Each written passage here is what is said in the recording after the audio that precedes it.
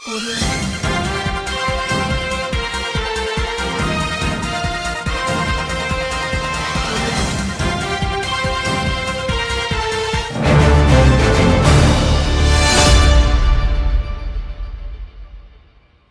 సూటిగా ఆరోపణ చేస్తున్న డీకే అరుణమ్మ మీద ఆనాడు కిరణ్ కుమార్ రెడ్డి గారు ఇవ్వడానికి సిద్ధమైన అడ్డం పెట్టి మక్తల్ నారాయణపేట కొడంగల్ ఎత్తిపోతల పథకానికి అడ్డుపడ్డది ఆ రోజు డీకే అరుణమ్మ.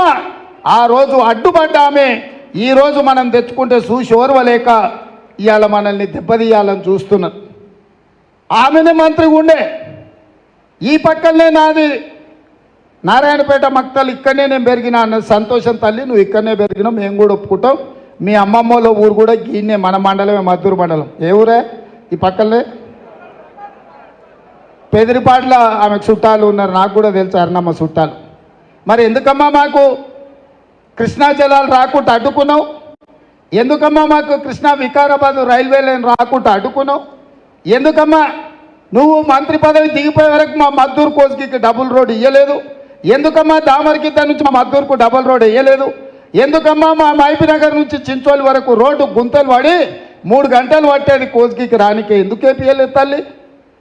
ఎందుకు మాకు మన్నెగూడ నుంచి గుల్బర్గా వరకు మా రోడ్లు ఎందుకు బాగు చేయించలేదు?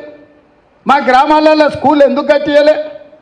మా పాలిటెక్నిక్ కాలేజ్ మేము తెచ్చుకుంటే చాలా రోజులు దాన్ని కట్టకుంటే ఎందుకు అడ్డం పడ్డవు తల్లి? మా దౌలతాబాద్కు మా బొమ్మరాజపేటకి ఇవాళకి జూనియర్ కాలేజీలో మొన్న నేను వచ్చి తెచ్చుకునే వరకు ఎందుకు ఇవ్వలే తల్లి? కోస్గిలో మా మహిళా డిగ్రీ కాలేజీను ఎందుకు ఇవ్వలే? ఇవన్నీ ఇవ్వకపోయినా ఆమె నేనేదో కక్ష కట్టినా అరుణమ్మ గారిని నేనేదో అవమానిస్తున్నాను అంటున్నారు. అమ్మ తల్లి, నేను ఈ రాష్ట్రానికి ముఖ్యమంత్రిని.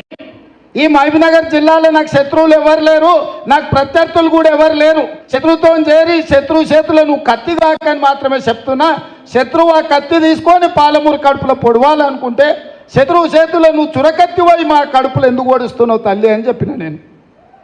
ఇవాళ 10 ఏళ్ల నుంచి మీ నరేంద్ర మోడీ ప్రధానమంత్రిగా ఉన్నాడు.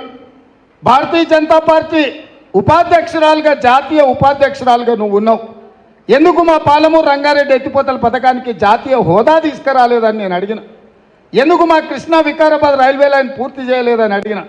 ఎందుకు Mahabubnagar Raichur road national highway అయితే పనులు పూర్తి కాలేదని అడిగిన. ఇవే కదా నేను అడిగిన. ఇవాళ మాకు అవకాశం వచ్చింది చేసుకుందాం అంటే మళ్ళా నువ్వు నరేంద్ర మోడీ చేతిలో కత్తివై ఇవాళ మా పాలమూరు కడుపులో ఓడుస్తుంటే వద్దు తల్లి అని చెప్పిన. నాకు నీకు పోటేంది తల్లి? ఏంది నీ దగ్గర ఉన్నదేంది, నేను ఆశించేదేంది?